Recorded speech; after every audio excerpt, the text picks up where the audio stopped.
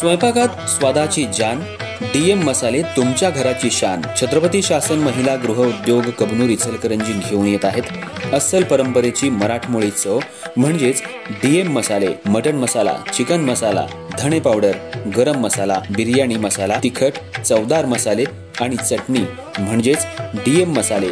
तर आजच आपल्या जेवणाची रंगत वाढवण्यासाठी केमिकल विरहित डीएम मसाले, गृहिणींच्या मनातले मसाले आणि चटणी अवश्य वापरा। डीएम मसाले महिला बचत गटाद्वारे करणारे स्वच्छ माफक दरामध्ये म्हणजेच डीएम मसाले। संपर्क दिव्याताई मगदूम, मोबाईल 91 30 80 22 55।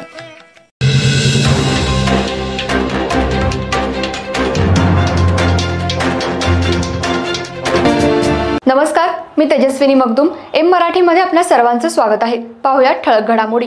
शिरोळ कनवाड रस्त्यावरील अण्णासो तुकाराम महात्मे यांच्या रस्त्यालगतच्या शेतात सुरू असलेल्या बांधकामाच्या ठिकाणी अज्ञातांकडून धारधार शस्त्रानं राजू दिलीप कोलप वय अंदाजे 40 वर्ष राहणार निलजी बामणी तालुका मिरज जिल्हा सांगली या मजुराचा निर्घृणपणे खून करण्यात आल्याची घटना सोमवारी सायंकाळी उघडकीला आली आहे। याबाबत रात्री उशिरापर्यंत शिरोळ पोलिसांकडून घटनास्थळाचा पंचनामा आणि फॉरेन्सिक पथकाची तपासणी सुरू होती।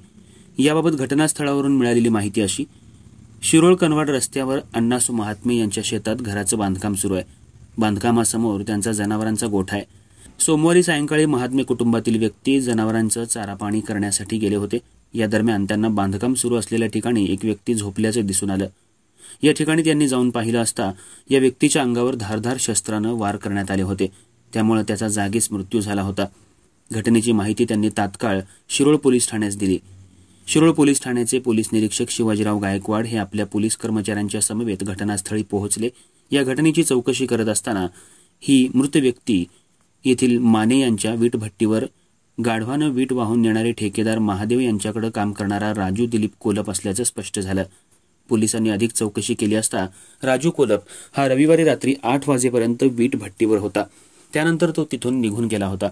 रविवारी रात्री अज्ञात इसमांनी कोणत्या तरी अज्ञात कारणावरून राजू कोलप याचा धारधार शस्त्रानं खून केलाय असा प्राथमिक अंदाज पोलिसांनी व्यक्त केलाय। राजू यांच्या डोक्यावर, छातीवर, डाव्या हातावर धारधार शस्त्रानं वर्मी घाव घातल्यानं त्याचा जागीच मृत्यू झालाय।